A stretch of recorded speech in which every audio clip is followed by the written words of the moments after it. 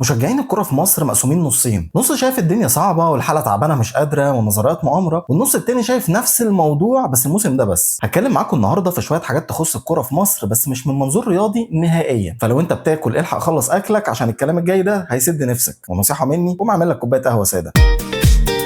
أهلا بيك في بتوى حاجات.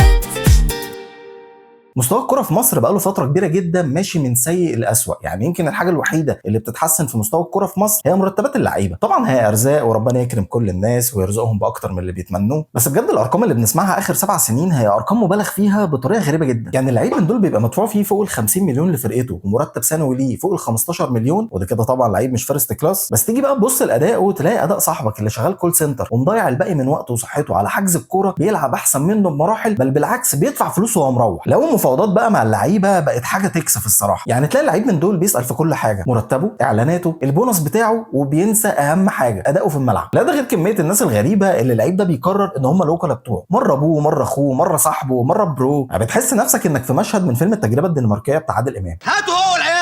طب يا عم ماشي، مش هنشتري لعيبه وهننزل نبص بصه على الناشئين بتوعنا. الناشئين في مصر كلهم موهوبين ومحترفين واسامي عالميه، لا حرفيا هم اسامي عالميه. يعني هتلاقي عندك محمد ميسي وابراهيم رونالدو وزكي نيمار، بس الاداء في الملعب بيبقى زي النجم حماده شامطها نجم دوري علي الحرامي. طبعا تحيه لنادي فرقه مطاريد الرشاح. وعندنا هنا اللاعب ممكن يبقى متجوز ومخلف وابنه في المدرسه ومصاحب بس لسه بيتقال عليه ناشئ عشان اللعيب ده شكله كيوت ودقنه خفيفه ما بتطلعش. نيجي بقى لمستوى اللعيبه والمبررات اللي بتطلع اول لما تيجي تنتقدهم. يعني مثلا تيجي تنتقد لعيب تلاقي حد بيقول لك لا يا عم بس ده راجل محترم، ده ما بيعملش مشاكل، ده احنا ما بنسمعش صوته. حضرتك هو اداؤه في الملعب هو اكبر مشكله، وكل المبررات اللي قلتها لي دي ممكن تبقى حاجه حلوه في حاله ان انا هناسبه او هيشتغل معايا اتش ار. لا وفي جمله غريبه جدا انا بصراحه ما بقدرش افهمها، تيجي تتكلم على لعيب يقول لك اصل التيشيرت تقيل عليه. يعني ايه يا جماعه التيشيرت تقيل عليه؟ امال الناس اللي بتلعب بقى في ريال مدريد وفي مانشستر وفي الانديه دي التيشيرتات بتبقى قطن هناك؟ لو في حاجه تانية دلوقتي بتسمعها يقول لك اصل ضغط الجماهير على اللعيب ده كان تقيل جدا. ضغط جماهير يا جماعه؟ هو فين الجماهير؟ امال الاجيال بتاعت زمان بتاعت 2010 كانت بتعمل ايه؟ تخيل في اقل ماتش لفرقتك كان الاستاد بيبقى متقفل وفي فوق ال 30,000 واحد قاعدين بيتفرجوا على الماتش وبيشجعوا في نفس الوقت. دلوقتي الجماهير اخرها تدخل على اكونت الانستجرام بتاع اللعيب تكتب له كومنت ان هو كان اداؤه وحش. يعني ازمه الجماهير دي ممكن اللعيب يحلها بلوك او يعمل دياكتيفيت الاكونت بتاعه. تيجي مبرر تاني بتسمعه للعيبه يقول لك اصل اللعيب ده مضغوط جدا. مضغوط من ايه يا معلم؟ يعني انا مثلا واحد قاعد شقه ايجار، عندي شغل خايف عليه، عندي حاجات قرفاني قد كده، لكن انت عندك ايه ممكن يبقى ضغطك؟ يعني ايه الحاجه اللي ممكن تبقى عامله لك ضغط؟ رحت السبا لقيته قافل، دخلت الساونا لقيتها مش سخنه كفايه، جيت تسافر لقيت التذاكر بتاعت ابيزا خلصت فما فيش قدامك غير امريكا. مضغوط من ايه يا معلم؟ نيجي بقى للمحترفين اللي بيلعبوا في الدوري المصري عندنا. طبعا ما حدش يقدر ينسى واحد زي بابا اركو او شميلز بيكلي، الناس اللي كانت محترفين بجد، السكان الاصليين للدوري المصري. لما تيجي تقارن بينهم دلوقتي وبين اقوى محترفين بيخشوا الانديه الكبار في مصر هتلاقي الناس دي بالنسبه لهم ممكن يتعمل لهم تماثيل لو فكرت تقارن بينهم. هي الناس دي مين يا جماعه؟ مين الناس دول؟ بيلعبوا كوره فين؟ والناس المسؤوله عن انهم يشتروا اللعيبه دي ان هم يجوا يلعبوا في الانديه المصريه بيتفرجوا عليهم فين؟ يعني اعتقد الطريقه الوحيده اللي ممكن حد يشتري بيها لعيب للفرق الكبيره اللي موجوده عندنا في مصر انه يبقى قاعد بيلعب فيفا وحريف فيفا قوي وحريف جدا، بياخد اللعيب اللي يبقى الباور بتاعه مثلا 71 يعمل بيه اللي ما بيتعملش بميسي. اصل اعتقد مش من المنطقي ان اللعيبه دي تبقى مكسره الدنيا في فرقها وتيجي هنا بط بلدي. يعني بجد هي العيون اللي بتروح تشوف اللعيبه اللي بتخش الاهلي او بتخش الزمالك اعتقد انهم محتاجين يعملوا كشف نضاره في اقرب وقت ممكن، عشان بجد حرام كميه اللعيبه الغريبه بالمستويات العجيبه اللي بيخشوا الانديه دي عندنا، ولا كميه الاخبار اللي بتتفبرك قبل ما اللعيب دول يجي يمضي في النادي بتاعك. تلاقي 12 اخبار لاكتر من 20 لعيب وان النادي مهتم والنادي بيتفاوض والنادي تعاقد والنادي مضى والنادي بعت، وفي الاخر تلاقي لعيب رقم 21 حاجه تانية خالص. يعني في اخر 5 سنين دخل انديه القمه عندنا هنا في مصر لعيبه غريبه جدا، في منهم لعيب النادي جابه بالغلط عشان اسمه كان على اسم لعيب تاني هم عايزينه، ولا اللعيب التاني صاحب اغلى كوبايه شاي في تاريخ الكره المصريه. ولما تيجي تتكلم مع الناس المسؤوله عن الموضوع ده يقول لك اصل احنا ما لحقناش، اصل احنا اتفاجئنا. نظرا لضيق الوقت. وقت ايه يا معلم؟ انت ما فيش اي حاجه وراك لمده سنه وقاعد بتاخد مرتب عشان تروح تجيب لي لعيبه. ممكن تقول لي حضرتك ضيعت وقتك في ايه؟ يعني انت عندك 3 شهور في السنه المفروض تمضي فيهم مع لعيبه، في عندك 9 شهور تانيين انت قاعد بتتفرج على لعيبه بس، حرفيا بتتفرج على لعيبه بس عشان في ال3 شهور التانيين تحاول تمضي معاهم. فممكن تقول لي ضيعت وقتك في ايه؟ لا وبجمله الكلام عن الصفقات، انت المفروض دلوقتي لما تيجي تعمل فرقه قويه بتروح تجيب مدرب وجهه نظره ماشيه مع وجهه نظرك وتقول له انا دي اللعيبه اللي عندي محتاج ان انا اطور منهم وقول لي ايه اللي ناقص عشان نشتري. فالراجل بيبدا يقعد يتفرج يحضر التمرينه يشوف ده ايه ده ايه ده ايه ويقول لك والله دي لسته باللعيبه اللي انا محتاجها، ممكن تشوف لي المراكز دي ويقعد ينقي معاك اللعيبه. لكن انت هنا ما بتعملش كده نهائي، انت بتروح تشتري لعيبه وبتعمل فرقه من اول وجديد وبعد كده تجيب لهم مدرب تقول له بقول لك ايه يلا درب دول. ايه ده؟ وبالنسبه بقى للمدربين، الناس هنا بتفتكر ان مدرب طالما واقف لابس بدله يبقى انت كده قدامك جوارديولا، او لو لبس لك كاب وترنج يبقى انت كده قدامك يورجن كلوب. لكن لما تيجي تبص على ادائهم وطريقه ادارتهم للفرق اللي هم ماسكينها تلاقي ادائهم شبه